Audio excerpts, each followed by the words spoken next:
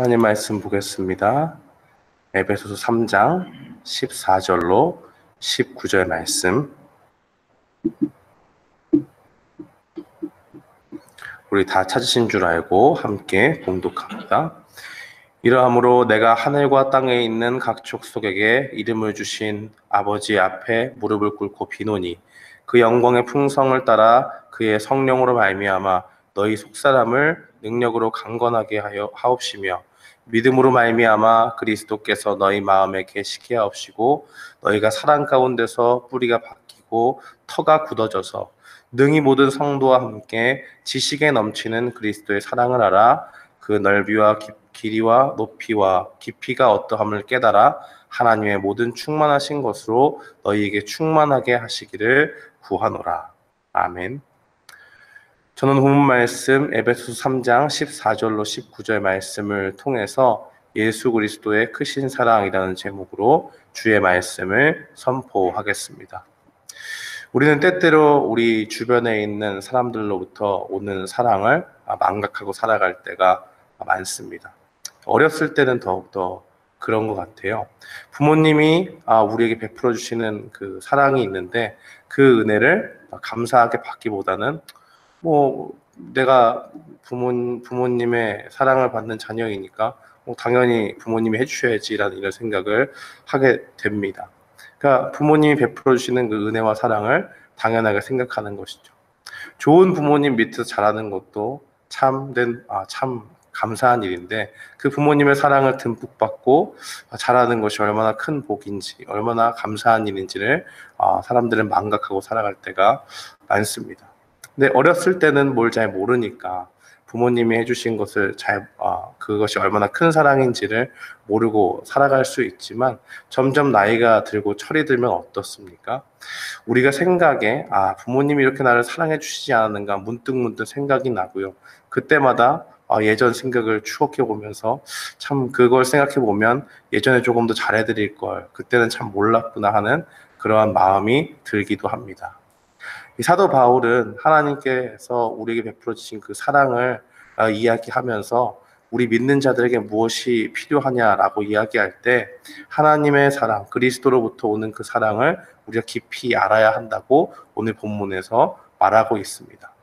오늘 본문은 믿는 자들을 위해서 하나님께 간구하는 그 사도 바울의 기도의 내용이 담겨져 있습니다. 14절로 15절 말씀에 보니까 이 바울이 누구에게 기도하고 있느냐라고 이야기할 때 하나님 아버지에게 기도하고 있는 것을 봅니다. 특별히 이 하나님 아버지께서는 무엇을 하셨느냐? 하늘과 땅에 있는 각 족속에게 이름을 주셨다고 그렇게 증거합니다. 그러니까 이방인이나 유대인이나 예수 그리스도를 믿으면 누구든지 이제 한 가족으로 불리게 되었다는 것을 우리는 앞선 본문들을 통해서 3장 앞부분을 통해서 계속적으로 살펴봤습니다. 여전히 겉모습은 조금씩 다르고 누가 봐도 이 사람은 이방 민족이고 이 사람은 유대인이고 서로 각각의 그 족속의 특징들이 겉모습으로 나타나지만 우리 속에 있는 이 속사람은 하나님의 자녀가 되어서 이제는 한 교회에 모여서 하나님을 찬양하는 공동체, 그리스도인이라는 그 이름을 얻게 된 것입니다. 즉 구원의 시작은 하나님께로부터 나왔다는 것을 볼 수가 있지요. 하나님께서는 우리에게 예수 그리스도를 보내주시고 이전에는 하나님과 원수되었던 그 자들이었지만은 예수 그리스도를 통해서 우리 죄를 사해 주시고 그 예수님을 믿는 믿음을 주시고 이제는 새로운 사람으로 불리도록 우리의 신분을 하나님과 원수된 그 신분이 아니라 이제는 하나님의 자녀로 우리가 불릴 수 있도록 은혜를 주셨다는 겁니다. 그 하나님께 기도를 하면서 무엇을 기도하고 있느냐라고 이야기할 때 하나님께서 성령을 통해서 속사람을 강건케 해달라고 그렇게 간구합니다. 16절 말씀에 보니까 그 영광의 풍성을 따라 그의 성령으로 말미암아 너희 속사람을 능력으로 강건케 하옵시며라고 그렇게 증거합니다. 하나님께서는 우리에게 예수 그리스도를 믿는 믿음을 주시고 그 예수님을 믿는 믿음을 소유한 자마다 성령님을 그 안에 주셨습니다. 그 속에 주셨다는 것이죠. 고린도전서 3장 16절 말씀에 보면 너희가 하나님의 성전인 것과 하나님의 성령이 너희 안에 거하시는 것을 알지 못하느냐고 그렇게 증거합니다. 그 예수님을 믿으면 누구든지 그 속에 성령님이 거하시고 예수께서 승천하신 이후에 성령님이 우리 마음 가운데 임하셔서 우리의 악한 죄성을 억제하시고 하나님을 따르는 마음을 갖도록 우리 가운데 새롭게 변화된 그 속사람을 우리에게 갖게 하시고 그 마음 가운데 거하신다는 것을 보여줍니다. 변화된 마음을 가지면 끝난 것이 아닌가? 아니죠. 우리가 첫 시작은 내가 예수님을 믿으면서 처음에 가졌던 마음들을 생각해 보면 그래 이제는 내가 세상의 법칙을 따르지 않고 하나님의 말씀대로 살겠다라는 결단이 분명히 있을 것입니다. 그런데 그 마음 가지고는 부족한 것이죠.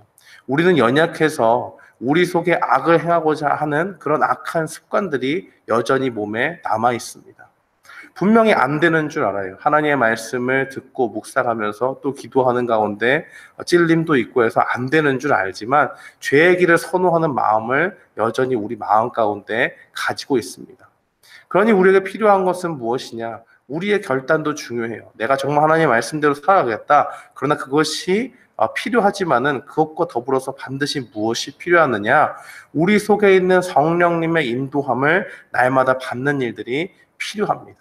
그렇지 않으면요, 우리 가운데 있는 죄를 선호하는 마음들, 그 악한 습관들에 빠져서 이전의 삶과 예수님을 믿기 이전의 삶과 이후의 삶이 전혀 다를 바가 없게 됩니다. 우리는 죄 가운데 행했던 자들이고 그런 악한 습성을 가지고 있기 때문에 성령님께서 날마다 우리의 변화된 속사람을 강건케 해주셔서 더욱더 하나님의 사람으로 성숙한 사람으로 하나님의 말씀을 따라 살도록 도와주시는 그러한 은혜가 날마다 우리 가운데 있어야 된다는 것입니다. 그렇기 때문에 하나님께서 우리 가운데 성령님을 통해서 우리의 속사람을 더욱더 변화시키게 해달라고 하나님께 간구하는 그 바울의 기도를 볼 수가 있습니다. 그리고 또 기도하는 것은 무엇이냐? 바로 예수 그리스도의 그 크신 사랑을 깨달아 알 수 있도록 인도해 달라고 이야기하고 있는 것입니다. 17절 이하의 말씀을 보면 믿음으로 말미암아 그리스도께서 너희 마음에 계시게 하옵시고 너희가 그 사랑 가운데 뿌리가 박히고 터가 굳어져서 능히 모든 성도와 함께 지식에 넘치는 그리스도의 사랑을 알게 해달라고 그렇게 증거를 합니다. 예수 그리스도의 사랑을 머리로만 알면 부족합니다. 우리가 반드시 지식으로 안 말씀을 우리 마음 가운데 깊이 깨닫는 과정이 필요합니다. 근데 그 과정에는 어떤 것이 필요하냐면 성령님의 인도함이 반드시 필요하고 우리가 예수 그리스도의 사랑을 깊이 묵상하고 체험하는 가운데서 그 사랑이 점점 더 깨달아져 나가야 한다는 것입니다. 제가 사역을 처음 나갔을 때 아이들에게 복음을 전하는데 어떤 아이가 예수 그리스도의 그 죽으심과 나를 위해서 예수님이 십자가에 달려 돌아가셨다 하는 것을 듣고 제 앞에서 펑펑 우는 것을 봤습니다.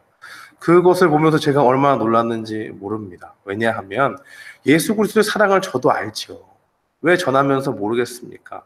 전하면서 알고 그에게 깨달으라, 그 아이에게 깨달으라고 복음을 전했는데 그 아이가 펑펑 우는 것을 보고 제가 물어봤습니다.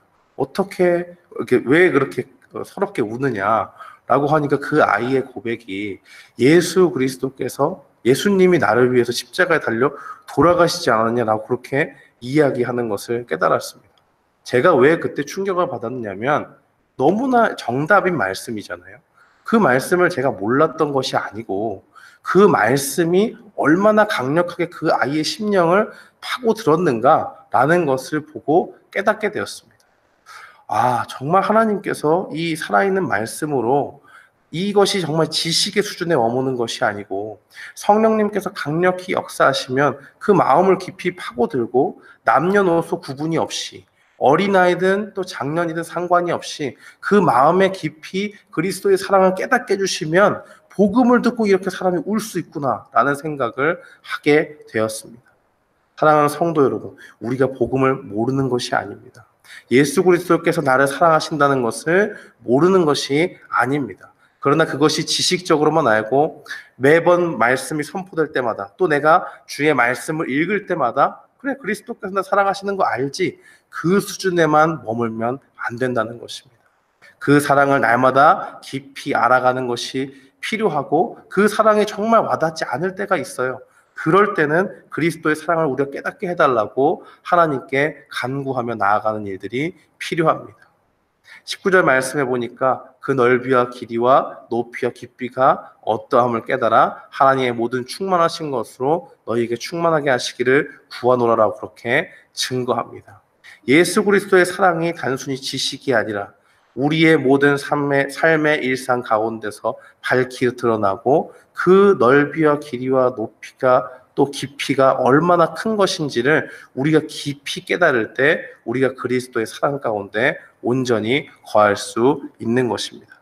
사랑하는 성도 여러분, 오늘 이 하루를 살아갈 때 우리가 이미 아는 말씀, 그래, 그리스도께서 날 사랑하시지. 단순히 여기에 머무는 것이 아니라 날마다 그리스도의 사랑이 내 삶 가운데 깊이 체험할 수 있도록 하나님께서 은혜를 주시기를 간구하는 마음으로 오늘 이 하루를 살아가는 우리 모두가 되기를 주님의 이름으로 축원합니다. 아멘.